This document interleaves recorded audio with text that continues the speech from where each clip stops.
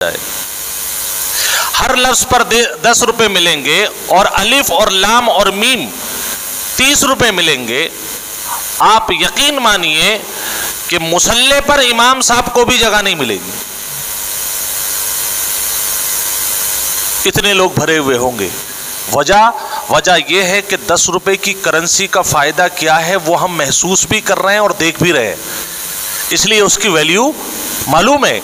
اور چونکہ ابھی اس کی ویلیو معلوم نہیں ہے اور اس کو ہم ذخیرہ کر کے رکھنا نہیں چاہتے ہیں، اس لیے جب یہ کہا جاتا ہے کہ ایک لفظ پر 10 نیکیاں ملیں گی تو ہمارے دل پر بات نہیں اترتی. پہلے زمانے میں جو بچے کھیل کود کیا کرتے تھے اس میں پوروں کے ساتھ کھیلتے تھے، کبھی کوئی چھوٹے چھوٹے ایسے مان کر کے چلیں ڈنڈے چھوٹے چھوٹے بنا لیا کرتے تھے، اور بہت ساری ایسی چیزیں مٹی کی بنا کر کے کھیلا کرتے تھے. حضرت مولانا مفتی شفیع صاحب رحمۃ اللہ علیہ وہ کہتے ہیں کہ بچپن میں اپنے بڑے بھائی کے ساتھ پوروں کے ساتھ کھیل رہا تھا. آپ کو اگر سمجھ میں نہ آئے تو ایک آسان چیز میں آپ کو عرض کروں کہ مٹی کا کوئی ڈھیلا بنا رکھا ہے، کوئی گڈا بنا رکھا ہے. اب کھیل یہ ہو رہا ہے کہ جس کا پورا آگے نکل جائے ڈالتے وقت وہ جیت والا ہوگا اور ہارنے والے سے ایک پورا لے لے گا. اب مٹی کی کوئی چیز اگر بچے نے ہاتھ سے بنائی ہوئی ہے تو اس کی کیا ویلیو ہے؟ کوئی ویلیو نہیں ہے. کہتے ہیں ایک مرتبہ ہم دونوں بھائی کھیل رہے تھے، میں چھوٹا اور وہ بڑے. کھیلتے کھیلتے میں 1 دفعہ ہارا، 2 دفعہ ہارا، جتنے پورے میرے پاس تھے میرے بڑے بھائی نے سب مجھ سے جیت لیے. بولے حالت یہ ہو گئی کہ ایسا لگ رہا تھا جیسے میری کائنات لٹ گئی ہو، کہ آج تو ایک بھی بازی میں جیت نہ سکا، جتنا کچھ میرے پاس تھا جو میری کائنات تھی وہ سب لٹ گئی آج. کہتے ہیں اتنا صدمہ، اس کے بعد بھی بہت نقصانات ہوئے، فائنینشلی نقصانات ہوئے، اتنا بڑا صدمہ کبھی نہیں لگا جتنا بچپن میں پوروں سے کھیلنے پر اور پوروں کے ہارنے پر جس کی کوئی ویلیو نہیں تھی.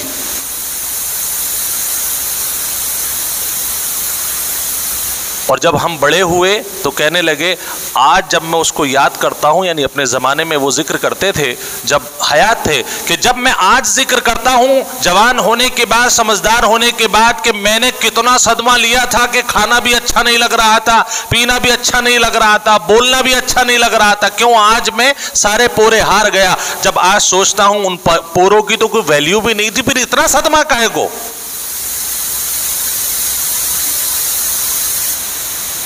جب آج یہ سمجھ میں آیا کہ پوروں کی کرنسی نہیں چلا کرتی ہے، آج پیسہ، گاڑی، بنگلہ، پراپرٹی، بینک بیلنس، ان تمام چیزوں کی ویلیو ہے، ان پوروں کی کوئی ویلیو نہیں ہے، تو اب وہ صدمہ ختم ہو گیا، کیونکہ اس پتہ چلا کہ اس کی کوئی کرنسی نہیں چلا کرتی ہے. اس دور میں وہ کرنسی چل رہی تھی جب بھائی سے کھیل رہے تھے، اور آج پتہ چلا کہ روپیوں کی اور پیسوں کی کرنسی ہے، اس کی کوئی ویلیو نہیں ہے. تو اس وقت ہمیں سب سے زیادہ بہتر پورے لگ رہے تھے، اور جب ہوش آیا تو پیسے اچھے لگنے لگے، بنگلہ اچھا لگنے لگا، گاڑی اچھی لگنے لگی. کیوں؟ اس لیے کہ آج اس کی کرنسی کی ویلیو ہمیں معلوم ہے. فرماتے ہیں کہ جب انسان قیامت میں اللہ کے سامنے حاضر ہوگا تو اس وقت اس کو یہ احساس ہوگا کہ میں جو چھوڑ کر کے آیا ہوں یہاں وہ کرنسی نہیں چلا کرتی. یہاں پر جو کرنسی چلتی ہے وہ نیکی کی کرنسی چلتی ہے، اور نیکی ملتی قرآن کریم کے پڑھنے سے، حقوق اللہ ادا کرنے سے، حقوق العباد ادا کرنے سے. اس وقت انسان کو پتا چلے گا کاش کہ الف لام میم سے لے کر سورہ ناس تک پڑھ لیتا، چاہے بغیر سمجھے پڑھتا، لیکن اللہ کا وعدہ ہے بغیر سمجھے، سمجھ کر کے تو دیتا ہی دیتا ہے، بغیر سمجھے بھی قرآن پڑھنے پر اللہ نیکیوں کی بارش کر دیتا ہے. یہ بھی غلط فہمی کچھ لوگوں کو ہے کہ اگر بھئی قرآن کریم پڑھو تو سمجھ کر کے پڑھو ورنہ پڑھو ہی مت. ایک کیٹیگری مسلمانوں کی ابھی یہ پیدا ہو گئی ہے، ان کا نظریہ یہ ہے کہ قرآن پڑھو تو سمجھ کر کے پڑھو ورنہ آپ قرآن اٹھا کر کے مت دیکھو. کتنے لوگ تو ہمیں بھی سمجھاتے ہیں کہ صاحب مدرسے کو اس لیول پر لے کے آئیے جیسے بچہ آئے اس کو قرآن کا مطلب سمجھائیے. وہ تمہاری باتوں کا مطلب پورا نہیں سمجھ پاتا. 4 سال کے بچے کو کیا سمجھا سکتے ہیں آپ تفسیر؟ اس کو اگر اتنا سمجھدار وہ ہوتا تو اللہ کا 4 سال پر ہی اس کے اوپر اسلام کے احکامات کو کیا لازم قرار نہیں دے دیتا؟ اسلام نے تو خود اسے 15 سال تک چھوٹ دے رکھی ہے. اس کا مطلب وہ سمجھنے کی اس کی عمر نہیں ہے. کچھ بچے ماشاءاللہ ٹیلنٹڈ ہوتے ہیں، ذہن کے شارپ ہوتے ہیں، وہ سمجھ رہے ہیں، بہت اچھی بات ہے.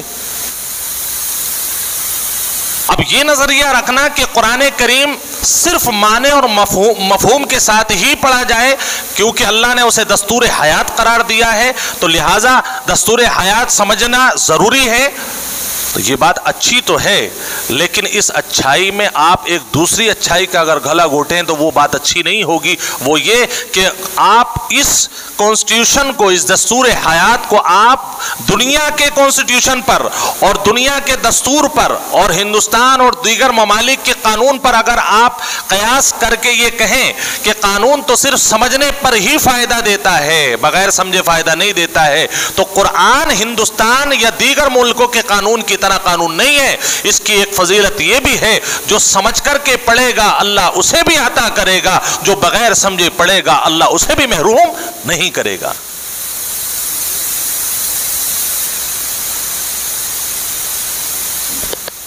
آپ قرآن کریم کی نیکیوں پر اور نیکیوں کا جو میں نے بتایا کہ قرآن ایک ایسے مان لیجئے کہ جلدی میں کچھ کام ایسے ہوتے ہیں نا، لوگ کہتے ہیں کہ ہمیں شارٹ وقت میں زیادہ کمانا ہے. قرآن نیکیوں کو شارٹ وقت میں زیادہ کمانے کا سب سے بڑا سورس ہے. نیکیوں کی اہمیت جیسے میں نے عرض کیا کہ آج ہمیں اس کی کرنسی کی ویلیو پتہ نہیں چل رہی ہے. ایک حدیث مجھے یاد آ رہی ہے، حضور پاک محمد رسول اللہ صلی اللہ علیہ وسلم نے ارشاد فرمایا کہ قیامت کے دن کچھ لوگ ایسے آئیں گے کہ جو بہت نمازی ہوں گے، پرہیزگزار ہوں گے، حج ان کے پاس ہوگا، تہجد ان کے پاس ہوگی، دیگر نیک اعمال ہوں گے. اللہ پوچھے گا کیا لے کر کے آئے؟ کہ اللہ حج بھی ہے، نامہ اعمال میں عمرہ بھی ہے، نامہ اعمال میں زکوٰۃ بھی ہے، نامہ اعمال میں تہجد بھی ہے، نامہ اعمال میں دیگر صدقات بھی ہیں، نامہ اعمال میں فلاں فلاں نیکیاں بھی ہیں. اللہ فرمائے گا بہت اچھی بات ہے، لیکن یہ بتاؤ تمہارے اوپر کسی کا حق تو نہیں ہے؟ اب پھنس جائے گا. اللہ فرمائے گا کسی کا حق تو نہیں مارا ہے؟ بھائی کا حق، بھائی کی زمین، بہن کا وراثت کا حصہ تو نہیں مارا؟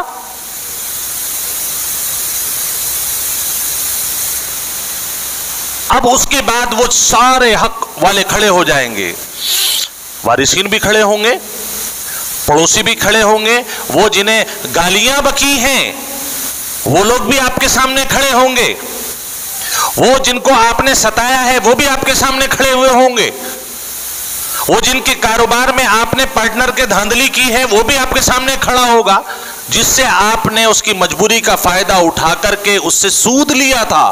سود کا دوسرا نام ہے سامنے والے کی مجبوری کا فائدہ اٹھانا. جو آپ نے سود جس سے لیا ہے وہ بھی سامنے کھڑا ہوا ہوگا، اور جس کا کام آپ کے بغیر رشوت کے ہو سکتا تھا اس کا کام آپ نے رشوت لے کر کے کرا وہ بھی سامنے کھڑا ہوگا، اور اللہ سے کہے گا اے اللہ میں کمزور تھا اور میں اپنی جگہ پر بحق تھا، لیکن اس آفیسر نے اپنے فرض منصبی سے ہٹ کر کے جو کام تھا اس کا اپنے کام کی پگار سرکار سے بھی لی اور اس سائن کرنے کی پگار اس نے مجھ سے بھی لی، اس کو رشوت کہا جاتا ہے. یہ لوگ بھی کھڑے ہوں گے اے اللہ اس نے اپنے کام کا مجھ سے معاوضہ لیا تھا رشوت کی شکل میں، اے اللہ اس سے میرا بدلہ ضرور لے لے. یہ تمام حقوق والے کھڑے ہوئے ہوں گے. کئی نمازی پرہیزگزار وہ ہیں جو اپنے آپ کو سب پرہیزگزار تو سمجھتے ہیں لیکن ذرا سی کسی سے خلیش ہو جائے تو گالیوں کا انبار لگا دیں گے. آقا نامدار محمد الرسول اللہ صلی اللہ علیہ وسلم نے ارشاد فرمایا المسلم من سلم المسلمون من لسانہ و یدہ، کہ ایک مسلمان کی شان یہ ہے کہ جب وہ کسی سے کلام کرے تو اس کی زبان سے بھی کسی کو تکلیف نہ ہو، زبان سے بھی تکلیف نہ ہو. گالی بکنے کا کیا منشا ہے بھائی؟ آپ کو غصہ آ رہا ہے، آپ اس غصے کا اظہار کیجئے، آپ ادب کے دائرے میں رہ کر کے اپنے غصے کا اظہار کیجئے۔ گالی گلوچ اسلام کی شان نہیں ہے، اور کسی کو تکلیف دینا، کسی کو پریشان کرنا، یہ تو اسلام کی بالکل شان نہیں ہے۔ اور میں تو آپ کو یہ دنیاوی بات کی بات کر رہا ہوں، میں دینی اعتبار سے آپ کو عرض کروں۔ ایک مرتبہ ایک صاحب مسجد نبوی میں اس کا ڈھانچہ آپ کو بتاؤں، مسجد نبوی سے لگی ہوئے گھر تھے، حضور پاک محمد رسول اللہ صلی اللہ علیہ وسلم کا گھر وہیں سے لگا ہوا تھا۔ اما عائشہ رضی اللہ تعالیٰ عنہ بھی وہیں پر آرام فرمایا کرتی تھی۔ ایک صاحب وائس مقرر جیسے ہم بیان کر رہے ہیں، وہ صاحب وہاں بیٹھ گئے، چند لوگوں 5-6 لوگ ہوں گے، ان سے وہ دین کی بات کر رہے تھے اور بہت لاؤڈلی بات کر رہے تھے، یعنی ایسے لگ رہا تھا کہ ان کے سامنے 200-250 آدمی بیٹھے ہوئے ہیں، اس طریقے پر بات کر رہے ہیں، اور ان کی آواز اتنی تیز تھی کہ اما عائشہ کے گھر تک پہنچ رہی تھی۔ آپ کیا سمجھتے ہیں کہ جیسے راتوں میں ہم جب سوتے ہیں اور فجر سے پہلے بلکہ سورج نکلنے تک ہماری آنکھ نہیں کھلا کرتی ہے، کہ اما عائشہ کا گھرانہ ایسا تھا؟ راتوں رات اللہ کے ڈر میں، اللہ کی محبت میں رات گزرتی تھی، تہجد میں اللہ کا کلام اللہ کو سنانا یہ وہاں کا مشغلہ تھا۔ اما عائشہ نے ایک آدھ بار شاید اگنور کر دیا، پھر اس کے بعد ان وائس صاحب کو بلایا اور پردے کی آڑ سے یہ بات کہی کہ بھائی جو آپ کو سمجھانا ہے اچھی بات آپ سمجھا رہے ہیں، لیکن آپ ہلکے سمجھائیں۔ آپ کیا سمجھائیں؟ آپ ہلکے سمجھائیں، اتنی لاؤڈلی آپ بات نہ کریں جس سے ہم لوگوں کی نیند خراب ہو۔ فجر کی نماز کے بعد عام طور سے علماء اہل اللہ کا یہ مشغلہ رہتا ہے آج بھی، کہ وہ رات کو مطالعہ کرتے ہیں، رات کو اللہ کی عبادت کرتے ہیں، فجر کی نماز کے بعد جو اشراق سے فارغ ہونے کے بعد تھوڑی بہت دیر آرام کرتے ہیں۔ اکثر اللہ والوں کا یہ معمول ہوتا ہے۔ فجر کی نماز کے بعد وہ بیٹھے اور انہوں نے چیخنا چلانا جو چالو کیا، اما عائشہ نے منع کیا، انہوں نے الٹا جواب دیا، کہنے لگا ہم تو صاحب نیک کام کر رہے ہیں، ہم سمجھا ہی تو رہے ہیں، ہم کون سا غلط کام کر رہے ہیں؟ ہمارا فرض ہے سمجھانا، ہم سمجھائیں گے، آپ کو کیا تکلیف ہو رہی ہے؟ اس انداز کی انہوں نے بات کی۔ یہ بھی جہالت کی بات ہے۔ دینی بات کرنا دینی انداز سے ہی شوبہ دیتا ہے۔ یہ پیٹرن کے خلاف جا کر کے جو لوگ دین کا کام کرتے ہیں، دینی اسلوب کے خلاف، اور کہا یہ جاتا ہے کہ ہم دین کا کام کر رہے ہیں، اندر چور چھپا ہوا ہوتا ہے۔ اپنی شہرت، اپنی عزت سامنے ہوتی ہے۔ اما عائشہ نے سمجھایا، سمجھ میں نہیں آیا۔ اما عائشہ رضی اللہ تعالیٰ عنہ نے حضرت عمر رضی اللہ تعالیٰ عنہ کو خبر بھیج دی۔ اب آپ آئیڈیا لگا سکتے ہیں کہ عمر کے سامنے تو شیطان نہیں رکتا، شیطان کا چیلا کیا رکے گا؟ آ کر کے حضرت عمر رضی اللہ تعالیٰ عنہ نے ان کو سمجھایا۔ بہرحال ان کی تو صورت دیکھ کر کے وہ صحیح ہو گئے۔ ایک واقعہ حضرت عمر رضی اللہ تعالیٰ عنہ کا اور ہے، ایک واعظ اور تھے، وہ بھی 2-4 لوگوں کو لے کر کے ایک لمبے آواز سے بیانات شروع کر دی۔ میں دینی مشغلہ اور دینی مجلس کی بات کر رہا ہوں۔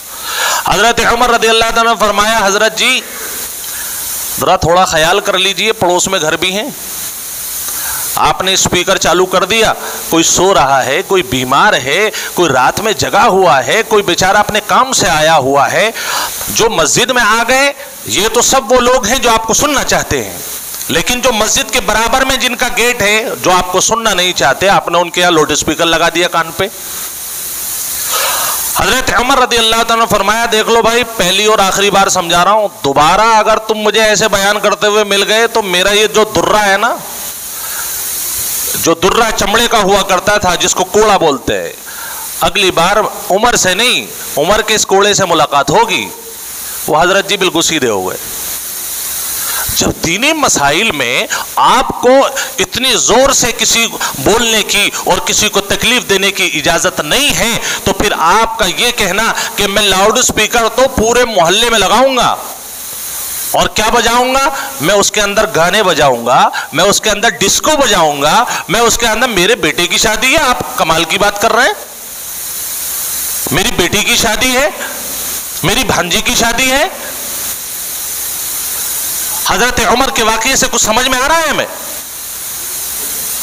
جب لاؤڈلی کوئی دین کی بات ایسے نہیں کہی جا سکتی کہ میرا دل یہ کر رہا ہے کہ میں ایک لاؤڈ اسپیکر پیچھے گلی میں لگاؤں، ایک آگے گلی میں لگاؤں اور سارے لوگ اس سے متاثر ہوں، جب اس کی اجازت نہیں ہے تو یہ لاؤڈ اسپیکر لگا کر کے پوری دنیا کے جو سونے والے لوگ ہیں، اس محلے کے بیمار لوگ ہیں، ان کو ستانا آپ کے لیے کہاں سے جائز ہو گیا؟ میں نے یہ بات اس لیے بھی عرض کی، ایک ساتھی نے مجھ سے ابھی شکایت کی کہ ان کے ایک پڑوسی ہیں، نماز سے تو دور دور کا ان کا واسطہ نہیں ہے، اور یہ جو پڑوسی ہیں ماشاءاللہ نمازی آدمی ہیں، نماز پڑھ کے قرآن پڑھ کر کے وہ ان کے بچے تھوڑا آرام کرتے ہیں، اور یہ حضرت اس وقت اٹھتے ہیں، اٹھ کر کے پہلا کام یہ ہوتا ہے کہ یہ اپنے یہاں ٹی وی میں یا اپنے یہاں جو بھی ان کا سورس ہے اس کے اندر قرآن کریم کا ترجمہ لگا کر کے دودھ لینے چلے جاتے ہیں۔ قرآن لگایا اس کے اندر، سنا نہیں، قرآن لگایا دودھ لینے چلے گئے۔ پڑوسی کہہ رہا بھائی اللہ کے واسطے بند کر لو۔ اب وہ پڑوسی مسلمان ہے، وہ مسئلہ پوچھنا آیا کہیں ایسا نہ ہو کہ میں اس کو منع کروں، میرا اللہ مجھ سے ناراض ہو جائے کہ بھئی قرآن کریم کی بات ہو رہی ہے، بیان کی بات ہو رہی ہے اور میں اس کو منع کر رہا ہوں، اللہ ناراض نہ ہو جائے۔ میں آپ کو مسئلہ بتا رہا ہوں حضرت عمر رضی اللہ تعالیٰ عنہ کے دور کا، عائشہ رضی اللہ تعالیٰ عنہ کے دور کا، المسلم من سلم المسلمون من لسانی و یدی، مسلمان کی شان یہ نہیں ہے کہ وہ کسی کو تکلیف دے، مسلمان تو حقیقت میں وہ مسلمان ہے جس کی زبان سے، جس کے کردار سے دوسری امت محفوظ رہے۔ یہ اجازت آپ کو کسی نے نہیں دی ہے کہ آپ لاؤڈلی قرآن کریم کی تلاوت لگا کر کے بھول جائیں۔ آپ دودھ لینے چلے گئے، یعنی وہ ایسا لگ رہا ہے جیسے اللہ تبارک و تعالیٰ کی برکتوں کو وہ جبرن قبضہ کرنا چاہتا ہے۔ بولے ایسا ہے دیکھو برکتوں، میں تو جا رہا ہوں دودھ لینے اور میں نے قرآن لگا دیا ہے، آپ آتے رہو، گھر میں جگہ بنا لو، میں جب تک لوٹ کے آؤں کام پورا ہو جانا چاہیے۔ برکتوں کو بھی تم نے اللہ کی برکتوں کو غلام سمجھ لیا ہے۔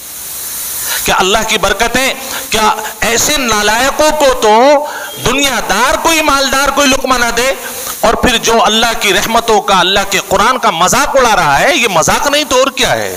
بھائی قرآن کو یا تو کانوں میں آپ لیڈ لگائے، گانے سننے کے لیے تو لیڈ لگا لیتے ہیں آپ، قرآن سننے کے لیے آپ کو لیڈ نہیں لگائی جا سکتی۔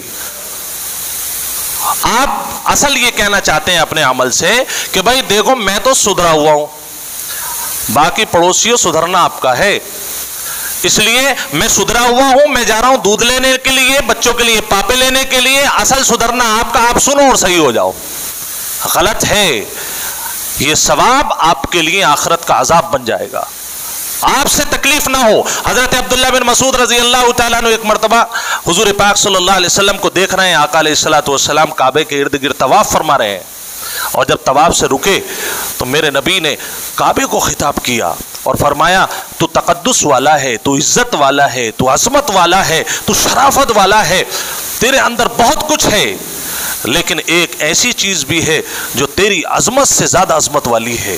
حضرت عبداللہ بن مسعود فرماتے ہیں میرے کان کھڑے ہو گئے، میں نے کہا ایسی کون سی چیز ہے جو کعبۃ اللہ کی عظمت سے بھی زیادہ عظیم ہو؟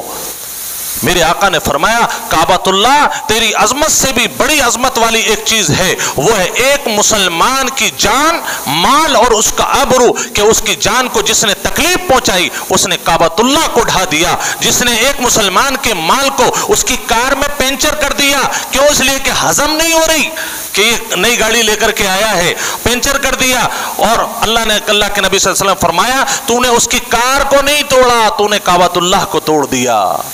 تو اگر کسی مسلمان کی عزت، اس کے بچے ماشاءاللہ گروتھ کر رہے ہیں، انہوں نے ایک میدان میں سکسیس حاصل کر لی ہے، برداشت نہیں ہو رہا، اور وہ لپٹا ہوا اس بات پر کہ میں اس کی عزت کو اچھالوں، تو نے ایک مسلمان کی عزت سے نہیں کھیلا، تو نے کعبۃ اللہ کو ڈھا دیا۔ مجھے بتاؤ کوئی مسلمان ایسا ہے کہ اس کے سامنے کعبۃ اللہ کو کوئی ظلمن توڑ رہا ہو اور وہ برداشت کر لے؟ میں کہتا ہوں وہ مردہ ہی ہوگا، وہ بے ایمانی ہی ہوگا جس کے سامنے کعبۃ اللہ کو کوئی ظالم توڑ رہا ہو اور وہ اس کا سامنے نہ آ جاوے، جان چلی جائے، لیکن مسلمان کعبۃ اللہ کو کسی ظالم کو اٹھانے نہیں دے گا۔ اور ہم اپنے عمل سے آقا کی اس حدیث کے مطابق دن میں کتنی مرتبہ کعبۃ اللہ ڈھا رہے ہیں؟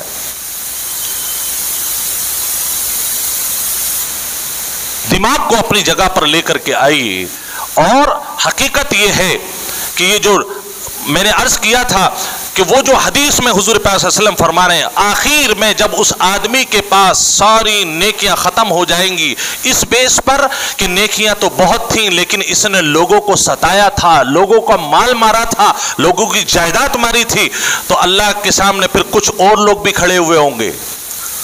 اللہ فرمائے گا بھائی نیکیاں تو ختم ہو گئی اب, لیکن آدمی پھر بھی کھڑے ہیں جن کو گالیاں بکی تھیں. مسجد کے امام کھڑے ہوئے ہوں گے, محلے کے مولانا بھی کھڑے ہوئے ہوں گے, بولے بہت خطرناک آدمی تھا, ہر وقت گالیاں ہی بکتا رہتا تھا, کہ کوئی نہیں ملتا تھا تو مولانا ملتے تھے, ان کو بھی نہیں چھوڑتا تھا. یہ بیویاں کھڑی ہوئی ہوں گی, بولے دنیا بھر سے پٹ کر کے آ کر کے یہ ہمیں مارتا تھا. یہ سب لوگ کھڑے ہوئے ہوں گے. اللہ فرمائے گا نیکیاں نہیں ہیں. اب ایسا کرو, جتنے بھی لوگ اس کی زد میں آئے ہوئے ہوں گے اللہ فرشتوں سے کہے گا ان لوگوں کے بھی کچھ نہ کچھ گناہ ہیں, اب ایسا کرو ان کے گناہ بھی اس ظالم کے اوپر ڈال دو. سارے تہجد ختم, سارے حج ختم, سارے عمرے ختم, سارے نیکیاں ختم, سارے صدقات ختم. کیوں؟ اس لیے کہ ہم نے جو سیاست تھی, یعنی جو ہمارا جو سوشل ورک ہونا چاہیے تھا, دوسروں کو ہماری افادیت ہونی چاہیے تھی, وہ ہم نے ختم کر دی. ہم صرف اپنے میں مگن رہے, اپنے میں مگن رہے, اتنے مگن رہے کہ ہم نے کماتے وقت یہ احساس ہی نہیں کیا کہ یہ مال میرا ہے یا میرے بھائی کا ہے. اس وقت انسان افسوس کرے گا کاش کہ میں پیسہ کماتے وقت کچھ نیکیاں بھی کما لیتا. میرے بھائیوں, یہ کرنسی آج یہاں روپیوں کی چل رہی ہے تو اس سے ہمیں فائدہ ہو رہا ہے. یہاں پر آپ اگر نیپال کا روپیہ لے کر کے آئیں تو نہیں چلے گا, آپ کو اس کے جو ہے بھنانے کے لیے اس کے ایمبیسی سے یا ان کے لوگوں سے جو ہے آپ کو تعلق جوڑنا پڑے گا. کیوں؟ ہندوستان میں ہندوستان کا روپیہ چلتا ہے, آسانی سے آپ کچھ بھی چیز خرید سکتے ہیں, اور اللہ کے یہاں تو کرنسی تبدیل بھی نہیں ہو سکتی, وہاں تو صرف نیکیوں کی کرنسی چلے گی, اس کے علاوہ کچھ نہیں چلے گا. زندگیوں کو سدھارنے کی کوشش کریں, ٹپیکل نہ بنائیں. جیسے میرے صبح تفسیر میں بات آئی تھی کہ جب انسان آخرت میں پہنچے گا تو وہ دنیا کے حالات کو جو گزار کر کے گیا ہوگا, آخرت میں جب پہنچے گا تو اسے لگے گا میں تو 60 سال کی زندگی جی کے آیا. ایسا لگے گا ان لبستم الا قلیلا, کہ میں تو زندگی میں بس تھوڑا سا جی کر کے آیا ہوں, 60 سال کی زندگی بھی آدھے دن کی لگے گی. اس آدھے دن کے لیے آپ اللہ کو ناراض کرو, یہ تو سودا زیادہ اچھا نہیں ہے. حضور پاک محمد رسول اللہ صلی اللہ علیہ وسلم فرماتے ہیں